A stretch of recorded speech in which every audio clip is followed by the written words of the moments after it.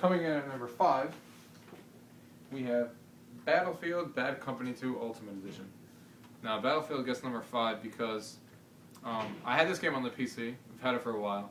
I never had it on the Xbox. I've been wanting to get on the Xbox because of Xbox Live and my friends played on there and stuff like that. And voice chatting is so much easier on there than on PC because half the people on PC don't use headsets.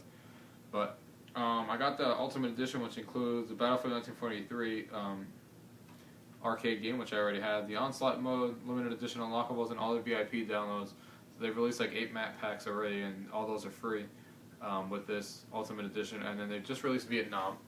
I did get Vietnam already. I did play it already. It comes with 4 different maps and a bunch of different weapons and 250 more Gamerscore achievements. And the Vietnam pack is awesome. The maps are very different from the ones that are already included in Battlefield. A lot more trenches, a lot more places to hide, just like Vietnam was. Definitely recommended. The maps are very different, so, and that's $15 for that expansion pack.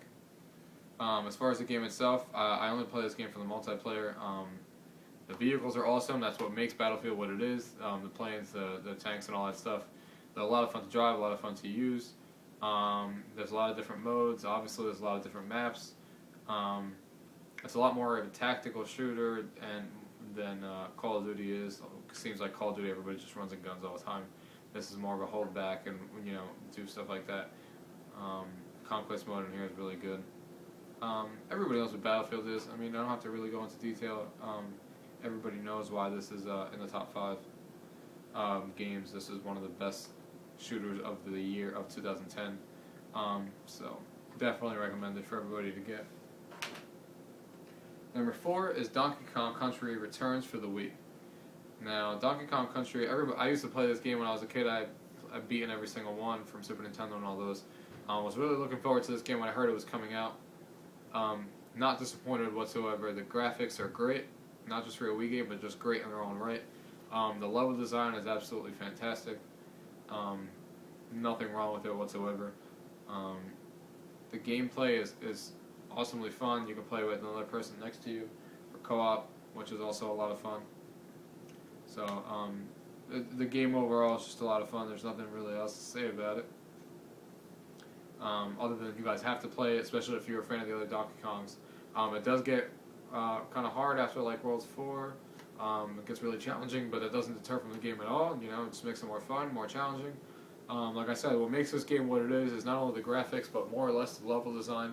There's different things coming up all the time, jungle maps, water maps, beach maps, like different things going on in the background. The enemies are really cool, the puzzles are cool, like it's just action-packed, you never know what you're going to see next. So everybody who has a Wii should have this game. Coming in at number 3 is Halo Reach. Now, I've had every single Halo since the original Xbox, this being one of my favorite of the series in all regards, except for maybe the first one, because that started it all for me. Starting off with the story's great. You can do the same, co-op, 4 people playing through the whole story. The multiplayer is what everybody calls the pinnacle way of what multiplayer should be. Matchmaking is perfect. There's a lot of different maps. I forget how many, over 20. Bunch of different game modes. They always update the game, the playlist and game modes and stuff like that. They just added recently a playlist now that lets you play community-made maps. So every time you play, you'll get a new map that people have made. So that's even better. They never did that with any other Halo, using the Forge editor and stuff like that. The Forge editor in this one's above and beyond easier and greater to make maps. The multiplayer is as fun as it's always been. So anybody who's a fan of Halo should definitely have this game. They brought it back to the way Halo used to play in Halo 3, because ODST was nothing compared to this. This is the real Halo that everyone's been waiting for after Halo 3 came out, and it definitely won't disappoint anybody. Coming in at number 2, I have Call of Duty Black Ops. Now, everybody always says that Call of Duty is more of the same, blah blah blah. Well, to me, this is the best one of the series that I've played. I've played every single one since the first one. The zombie mode here is perfect. It's a lot of fun. It's always been 4 players online. The maps that they have now are really cool for the zombie mode. I think there's 3 or 4. That's that Pentagon that you get to play in now, if you beat the story mode, is really cool for zombie mode. Um, the story mode itself is one of the best story modes I've played in a Call of Duty franchise. It was a lot of fun. And beat that.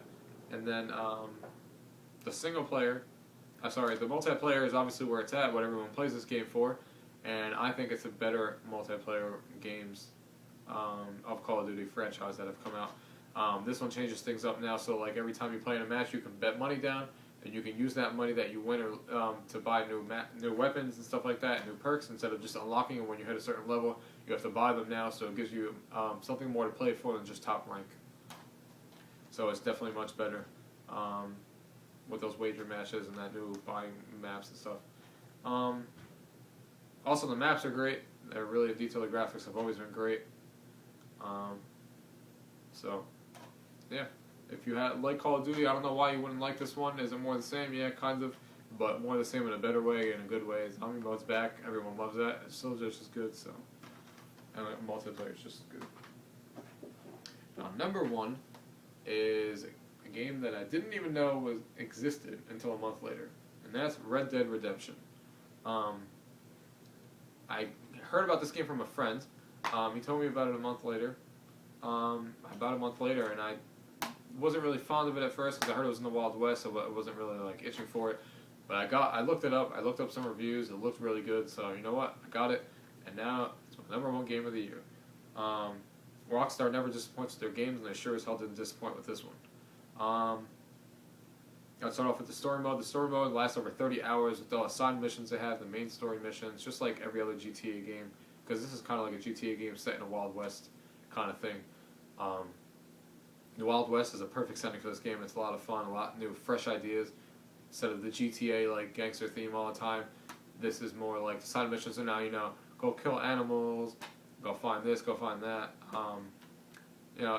Everything is really varied. Shoot-offs like they do in the Wild West. Everything that you could picture you could do in the Wild West is probably in this game. The single player is awesome. Like I said, 30 plus hours. The story is really good and really fun. The missions are very varied. It's not just kill this person, come back with him, come back and do some more. Kill this person over there, come back. Kill this person over there, come back. No, all the missions are varied. I've done races. I've done standoffs. Like, every mission is different. In the end, you probably are going to kill somebody, but the missions are very varied the way they come. The missions are really long for some of them, so it's a lot of fun. What makes this game even better, along with that 30-plus campaign, is the multiplayer. The multiplayer lobby system is something really great. It's the whole entire map. Throw 16 people into there, and you can wander off, look for animals together, ride horses, kill each other for no reason, just for fun. Just talk, communicate, whatever. When you're ready to get into a competitive multiplayer regular match like all the other games have, you go around the towns and stuff, and you'll see that they have designated areas for different type of matches. So you go into one area of the town, and this will be a team deathmatch. You can start it right from there. You gather the 8 people. You let them know you're starting one. They all gather in that little area, and you start a team deathmatch right there. So there's a lot of different maps, a lot of different multiplayer modes that I don't even know which to mention. There's so many of them, over 15 different multiplayer game modes to choose from. There's co-op missions that you can do with people, so you can get 4 people online and play different missions made specifically for online. And then, of course, there's all those different modes. The graphics are great in this game. And they added a lot of downloadable content. There's been 3 or 4 packs already. They added poker matches now, so you can play poker online. They added more match types and stuff like that, more guns and a bunch of stuff. This game is feature-packed, one of the most worthwhile $60 you will spend in 2010, maybe even in 2011, who knows. But this game will be on everyone's console probably for at least a couple of years, because there's so much to do in this game, and always a lot more fun. And they added the big expansion to it, which is Red Dead Nightmare, which, to be honest, I haven't played yet because I want to finish the main story mode, because everybody says you should play that before you play the main story mode of the expansion pack, so you can understand what's going on. But it's a zombie type thing where you have to kill zombies that are infecting the town, stuff like that. And all the horses have like a zombie look to them, and like it looks like a lot of fun. I have to get around to playing to that, so that's even more to the game. So yeah, that's number 1. Let me just show you guys a quick rundown on the top 4 other games that almost made it but just didn't cut it. But get honorable mentions. Need for Speed Hot Pursuit, one of the better Need for Speed games in a long time, made by Criterion, the people of Burnout. You can tell they had a feel to it. You can tell they made the game. It's really fast, a lot of fun. auto log online lets you see like a Facebook type wall that you can see what your friends have done and what they've beaten and if they beat you at a certain like map or course or something like that. So it keeps you really competitive with each other. Right before you start a course that you're playing, it will tell you, you know, your friend blah blah blah got this record, try to beat him, and it gives you points for doing it. So really fun. One of the most unexpected games I've gotten this year is Transformers: War of Cybertron. Everybody knows that most movie games always suck. This is not the case with this game. It's a mecha kind of game like that from back in the original Xbox. The graphics are absolutely insane. The story mode so far is really good. I haven't beaten it yet. I just got this a couple days ago.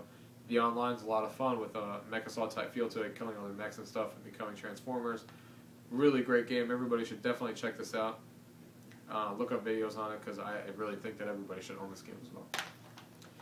Splinter Cell Conviction. Everybody knows about this game. It's really good. I wish the multiplayer was back in the day, like Pandora Tomorrow, like my friends and all used to play, where it's like the mercs versus the spies, but they did spy versus spy instead with no mercs or something like that. But it's still great. It's still fun. And the last one is Mod Nation Races for the PS3. Really cool game. Think of Mario Kart for the PlayStation 3 with allowing you to create your own tracks and download other people's tracks and stuff like that. Other than that, guys, I think that's it. That's my top 10 games of 2010 video. I'll be showing you guys my board game collection. Probably going to split that definitely into 2 parts because it's going to be a massive video with all the board games I have and talking about them and stuff. So look forward to that by the end of this week. Other than that, thank you guys for watching and have a good New Year.